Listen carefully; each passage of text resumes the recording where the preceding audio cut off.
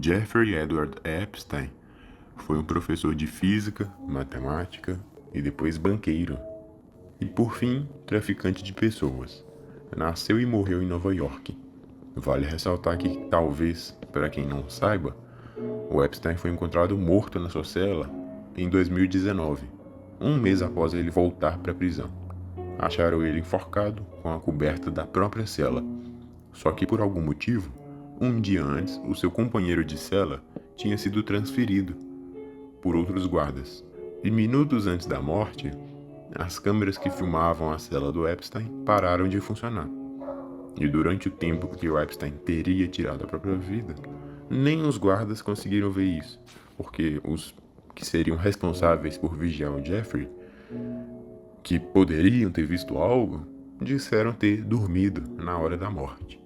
Mas essa parte da morte dele eu não vou entrar muito agora, mas pro final eu explico isso melhor, porque eu não quero começar o vídeo já com essa história cheia de conspirações, teorias e poucas respostas.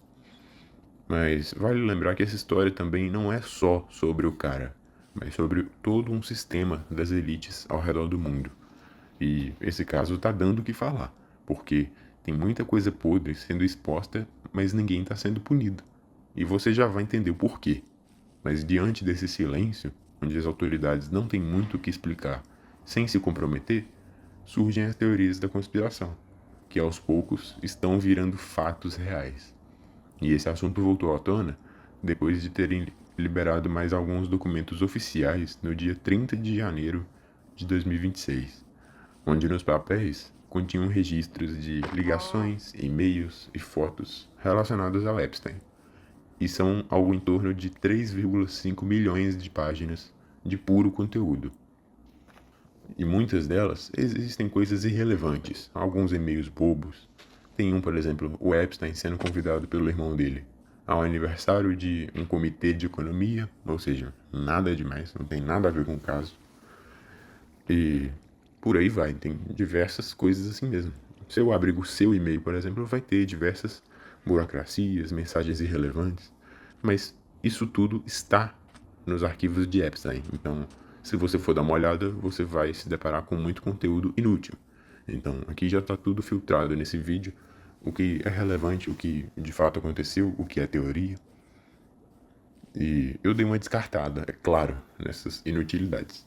Mas só para te atualizar, para que você também possa fazer isso se você quiser, como que acessa o Epstein Files? Bom, você vai abrir um link aí, eu vou deixar o link na descrição, dois links. Um vai ser o Epstein Files, onde você pode acessar todos os arquivos liberados pela inteligência americana na íntegra. É só pesquisar lá. Eu quero ver onde Trump foi citado. Você pesquisa o nome Trump e vai aparecer todas as páginas que ele está citado. Seja algum relato, alguém acusando ele de algo, alguém defendendo, alguém elogiando o Trump, mencionando ele vai aparecer. E tem um outro site muito engraçado chamado Gmail. É tipo Gmail, mas no lugar do G é um J. E esse site tem a interface igual do Gmail, mas é como se você tivesse logado na conta do Epstein. Aí lá dá pra você ver os e-mails recebidos, enviados pelo Epstein. Tem como ver o conteúdo das conversas. Tem os nomes mais falados como Elon Musk, Bill Gates e a Ghislaine Maxwell, até então esposa do Epstein. E eu achei muito louco você poder ver essa informação em primeira mão, assim. Trouxe um sentimento indescritível de, tipo, tá explorando uma nova vivência, a vida de uma outra pessoa. E nos arquivos do Epstein tem fotos bem aleatórias. Tem o Epstein tocando piano, tem ele entrando em um avião monomotor, tem o Bill Clinton encostado na piscina, descansando, quase dormindo de olho fechado. Sabe, são fotos muito aleatórias. Fotos do ambiente também, que era um lugar bem bonito onde eles tiravam as fotos. Não sei se era na ilha, se era nos Estados Unidos.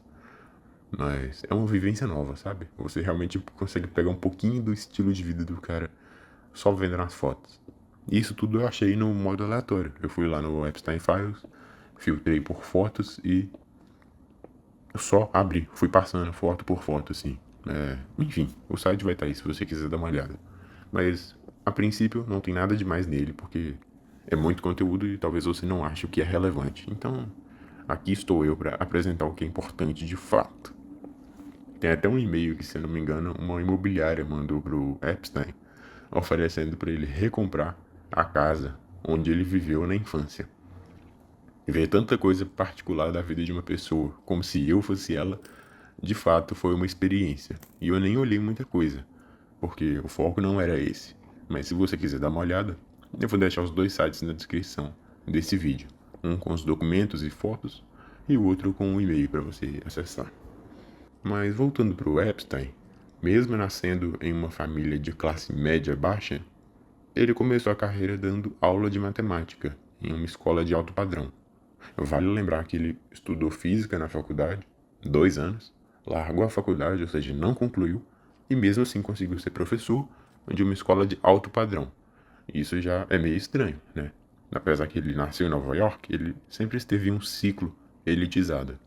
Mas mesmo assim, o cara virar professor, meio suspeito. E piora quando você descobre que dentro dessa escola ele conheceu o pai de um aluno que esse pai convidou o Epstein para trabalhar em um banco de elite também. Aí, pô, estranho, né?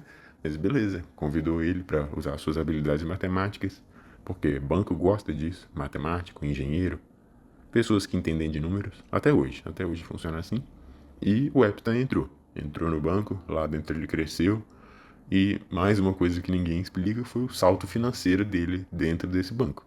O cara não tinha ensino superior, o que era bem incomum na época, e fora outras coisas estranhas. O cara ir para uma escola de alto padrão sem diploma e sair de um mero professor para um banqueiro foda, beleza, né?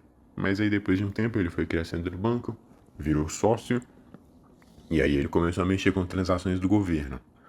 Era um banco que fazia umas operações para a CIA, porque na época o governo americano estava perdendo a influência geopolítica na Nicarágua. E eles queriam invadir esse país para dominar. Só que sem dinheiro, né? A CIA precisou arrecadar fundos. Aí o que ela fez? Vendeu arma para os seus ativistas no Irã, ativistas pró-Estados Unidos. Aí ganhou um dinheirinho e conseguiu tomar a Nicarágua. E o Epstein participou dessas movimentações financeiras desse banco. Movimentações internacionais, né, sigilosas, de alta confiança. Então, desde cedo ele já se mostrou ser alguém conivente com os acordos por baixo dos panos. E as crianças que ele usaria depois só seriam uma extensão desse mesmo raciocínio, dessa mesma lógica. Mas depois de algumas brigas e suspeitas, só que sem nada provado, Epstein saiu do banco. Fato é que logo depois ele já conseguiu ser gestor do patrimônio de um bilionário chamado Leslie Wexner, dono da Victoria's Secret, por exemplo. Ele tinha algumas outras empresas, só que essa é a mais famosa. E a partir disso, o Epstein passou a frequentar círculos de bilionários, organizar encontros, apresentar pessoas. O papel real dele era intermediário social de alto nível. Ele não precisava ser o mais rico da sala. Ele precisava ser o conector. E, seguindo a lógica de poder, que é basicamente o lobby, o dinheiro precisa de proteção política. Sabe, aquelas facilidades que algumas empresas conseguem do governo? Então, e a política, o governo, precisa do dinheiro para manter o financiamento do poder. Porque você sabe que a política gera prejuízo. É fato, ela não faz bom gerenciamento do dinheiro e é por isso que precisa da ajuda das empresas. E ambos crescem em cima da população. Acho que isso não é nenhuma novidade. Mas também não é o foco do vídeo, então vamos falar do Epstein. Ele organizava esses encontros, não só para os dois interessados conversarem, mas o Jeffrey também propunha atividades onde as duas partes iriam se comprometer mediaticamente. Se você não fizer o combinado, eu vou te expor. E não em forma de ameaça, mas em um tom tranquilizando, de que o que foi conversado seria seguido. E o Epstein ficava como intermediário disso. Era o elo garantidor de que tanto o político quanto o empresário iriam seguir o acordo. Quando envolve muito dinheiro ou muito poder, você precisa garantir que ambas as partes cumpram a sua palavra. E o Jefinho fazia isso muito bem. Ele tinha se tornado um homem que conectava dinheiro, poder e silêncio. Ele tinha vários tentáculos que movimentavam pecinhas por ele. E um desses tentáculos é a esposa dele, porque ela era responsável por recrutar mulheres atraentes para participarem das festas. Tipo assim, a Gislaine Maxwell, a esposa, ia numa faculdade, entrosava com uma menina e falava para essa menina: Aqui, eu tô precisando de mulheres bonitas para participarem de uma festa. Tem que ser mulheres muito bonitas, hein? E cada mulher que você convencer a ir nessa festa, eu te pago $1.000. Para cada mulher. Você vai ganhar dinheiro e é só uma festa. É só chamar lá, é só indicar que a gente busca ela, devolve, e vai estar tudo certo. Essa recrutadora, que já estava inserida em um meio social, conseguia atravessar as fronteiras da desconfiança, né? Porque não era um desconhecido te convidando para a festa. Às vezes era uma amiga sua, uma conhecida, então ficava algo mais crível. E essa recrutadora era convencida por dinheiro e as amigas dela eram convencidas por confiança, né? Por um laço de amizade, digamos assim. Então, era bem fácil furar as barreiras da confiança com esse método. E tinha uma outra forma também que funcionava por meio de agência de modelos, que beiravam prostituição, porque tinha muito teste do sofá e o Epstein fechava acordo com essas empresas também. Me manda essas meninas aqui da foto, eu faço Pix. Pra, no fim, essas meninas que ele conseguia trazer para suas viagens particulares, ele misturava essa bagunça com reuniões políticas e promovia situações que quebravam protocolos, misturavam lazer, poder e segredo. Isso gerava constrangimento, medo de exposição e dependência do silêncio. Saindo do que todo mundo já sabe, às vezes não era nem para cometer crimes ou expor os caras com criancinhas. Às vezes era simplesmente um empresário casado com medo de exporem ele, pegando outra mulher, além da esposa dele, entende? E é ruim pra vida social do cara, pra imagem dele. Nem sempre tinha algum crime, só de vez em quando. Agora o que eles faziam mesmo era gerar esse poder de chantagem com alguém que tenha feito algo moralmente condenável. E sem falar também que o cara que tá nessa festa e recebe 2 10/10 no colo dele sem fazer nada, no fundo ele gosta. Ele fica simpático ali na reunião. Então, além do fator de chantagem, tem um fator emocional, uma certa amizade negociada. E tudo isso acaba fluindo para uma boa negociação e um bom silêncio entre as partes. Acho que não à toa existem mais de 180 mil fotos que viraram documentos da investigação.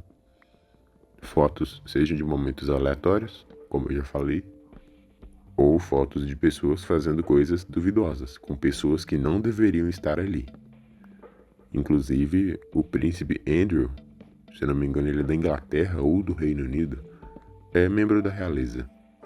Ele foi nessa festa, fotografaram ele com uma pessoa bem jovem deitada no chão e ele por cima da pessoa assim. Todo mundo de roupa, não estava fazendo nada.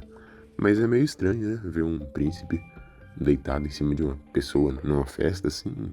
É meio desmoralizante. Ainda mais se você pensar que ele é membro da realeza. E esses caras no passado já foram associados com deuses, enviados divinos. Então ele acaba se tornando mais humano por ser pego numa situação dessas. Inclusive, ele pediu para sair da realeza, né? Pediu, vírgula, sofreu pressão, não tinha como ficar lá dentro. Por causa dessa imagem, desse vazamento. Então, a coisa ficou feia para algumas pessoas. Tem acusações até em cima desse mesmo príncipe, que ele teria feito coisas à força com uma criança e depois enforcado ela até ela, digamos assim, parar de respirar, parar de viver. Então a coisa tá bem feia pra esse cara. Mas são só relatos, né? Não dá pra provar nada, é o que eu falei. Suspeitas muito fortes, mas... E aí, né? Sem conclusão alguma. Então, em resumo, políticos precisam de proteção de imagem e os empresários precisam de segurança jurídica. E ambos têm que fazer silêncio para tudo funcionar. e o Epstein era o intermediário perfeito. E é claro que o problema todo não para por aí, só começa, porque a Ghislaine era filha de um ex-agente do Mossad. Dizem que era agente de outras centrais de inteligência também, como a KGB, mas nada muito provável. Agora, o do Mossad é real, verídico. E o Mossad, né, se você não sabe, é a inteligência de Israel. É a ABIN, é a CIA. Já levou muitas suspeitas a respeito dos judeus, porque fica estranho quando você percebe que apenas 2% dos estadunidenses são judeus. E mesmo assim, eles são 11% da elite milionária do país. Há uma certa desproporção. É como se o judeu tivesse a tendência de ser 5 vezes mais rico do que o restante das religiões, pelo menos das existentes lá nos Estados Unidos. Mas aí também já tem outros fatores, exclusivos da crença deles. Por exemplo, no judaísmo, se você for pobre, você está falhando com a sua religião.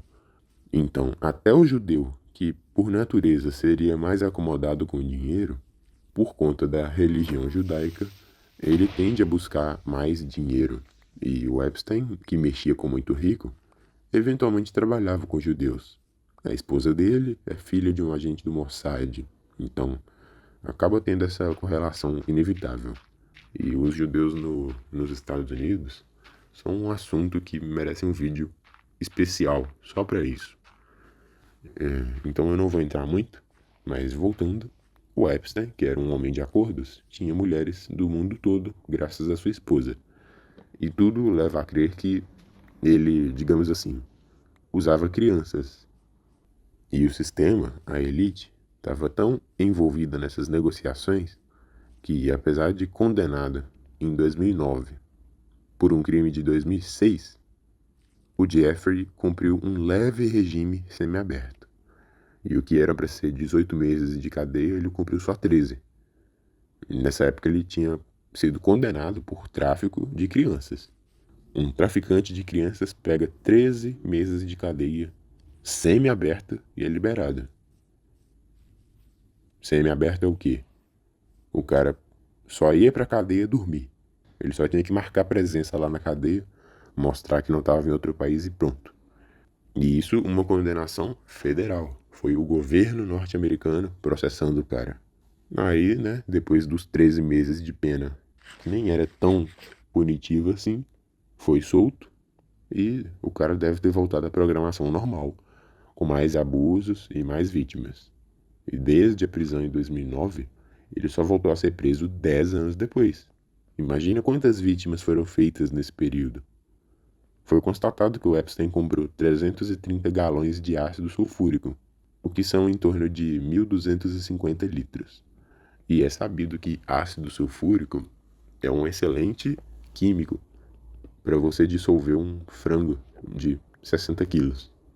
Não deixa rastro de nada, nem os ossos ficam. Mas talvez o Epstein também só estava tentando desentupir o encanamento das casas de banho dele, não sei. Normalmente usam soda cáustica para isso, mas nada é conclusivo em diversos aspectos. Acusam ele de práticas satânicas, mas também não dá para comprovar. Em meio nenhum ele fala, eu sou satanista, eu faço rituais com os ex-presidentes dos Estados Unidos. No máximo tem uma troca de e-mails entre ele e uma mulher pouco relevante na história, que essa mulher era judia. Olha o judaísmo entrando mais uma vez. E ela manda e-mail pro Epstein perguntando se na festa iriam só judeus. E o Epstein responde, não, haverão góis também. Goi é um termo pejorativo usado pela comunidade judaica para se referir a pessoas não judias. É tipo o cristão ver um indígena e chamar ele de pagão. Raça a ser dominada. Não é nada demais, mas é um indício do vínculo de Epstein com o judaísmo. Também há relatos de que na época de professor, durante os intervalos entre as aulas, Epstein era visto sempre cercado de diversas alunas, todas menores de idade, conversando e rindo com ele, sendo estranhamente íntimo. E ele já foi até visto em festas desses alunos menores de idade com bebida alcoólica e um professor lá no meio disso tudo. Bem estranho. Talvez para o brasileiro médio seja normal. Na nossa cultura é bem comum. E pela lei mesmo, acima dos 14 anos, a mulher pode dar para quem ela quiser. Mulher não, né? A menina. Pode dar para quem ela quiser sem infringir a lei. Por mais mal visto que seja, aqui não é crime. Agora, nos Estados Unidos, lá é crime, se for menor de idade com maior de idade. Até mesmo se a menina tiver 17 anos e o namorado 18. Não pode. Se ele tivesse 17 e ela 16, ou ele 19 e ela 18, tava tudo certo. Agora, um ser adulto e o outro ser adolescente é crime. E em um dos últimos depoimentos dados pelo Epstein, foi perguntado para ele: Epstein, você já namorou ou manteve relações com alguma aluna da escola que você trabalhou? E o Epstein, ele escolheu ficar em silêncio.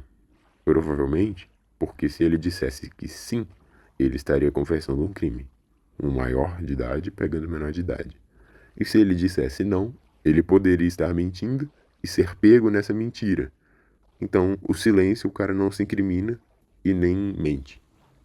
Às vezes, alguém tinha como provar algo, então ele foi sábio em escolher ficar em silêncio. E essa é mais uma atitude a se pensar. O cara, desde sempre, gostava das menores de 18. Ele só envolveu essa classe de pessoas abaixo da idade porque ele realmente gostava. Como eu já expliquei, mulheres adultas já funcionavam muito bem para os planos de negociação que ele tinha. Mas o cara gostava de outra coisa e ele era um pouco mais doente. E as teorias da conspiração não param. Eu não vou ficar citando todas, mas são muitas coisas absurdas que não necessariamente são verdades, porque não foram comprovadas. O Epstein era sim um cara mau, mas não dá para afirmar até onde ele ia na maldade. O que temos como prova é que ele traficava crianças para objetivos sexuais. Além da prostituição mesmo, né, que já é crime em alguns estados dos Estados Unidos, só que ele fazia isso em jatos privados, por exemplo, ou às vezes em uma ilha. Aí tem que ver onde que essa ilha estaria localizada, né? A qual estado ela pertenceria e qual lei era aplicada nessa ilha. Mas a grande questão também é que prostituição não é o grande problema disso, né? Um caso de prostituição padrão são dois adultos negociando. Não tem nada de tortura, de coação, de prisão, escravidão ali. É uma negociação. Contanto que o Epstein cumpra o acordo dele de, sei lá, busca a mulher e devolve, né? Pagando o valor negociado, eu não vejo problema nenhum. Mas não era só isso que ele fazia. Isso, na verdade, era o mais leve que ele conseguia fazer. Então, não dá para afirmar até onde ele ia na maldade, porque muitos relatos macabros são apenas relatos, sem provas e sem registros. Então, eu acho que nem compensa muito ficar citando eles aqui. Agora, são sim fatores que corroborem para alguma história ser considerada real ou não. Só que ainda é muito cedo para afirmar alguma coisa. Atualmente, cerca de 50% dos documentos foram revelados, então faltam mais 50%. Se o mais bombástico já foi liberado, não dá para saber. Pode ser que esse assunto morra, mesmo com mais divulgações desse caso, porque os arquivos principais já foram soltos e não tem nada de interessante para vir. Ou o contrário, ainda estão para soltar as conclusões, as bombas. E esse assunto vai entrar na mídia mais uma vez, mais forte como nunca. Fato é que o caso é complexo, envolve muita gente de todo mundo, é um caso burocrático, sensível, e a justiça está sendo feita de forma muito lenta. E até hoje, os únicos condenados foram Epstein, a sua esposa, que ainda está viva, presa, e os guardas da prisão de Nova York, onde o Epstein foi encontrado morto. Provavelmente por desvio de função, né? Um policial dormia em serviço. Se foi isso mesmo que eles fizeram, então eles têm que ser punidos de alguma forma. Porém, existem teorias mais conspiratórias, que dizem que a morte dele foi arquitetada, o lance das câmeras, né? Que, na verdade, o vídeo também teria sido editado para parecer um mau funcionamento, e outras coisas mais que eu não vou entrar aqui. Eu já cumpri o objetivo, mas se você quiser saber um pouco mais dessa história cabeluda, o vídeo vai estar aparecendo na sua tela para você assistir. Dito isso, eu vou nessa.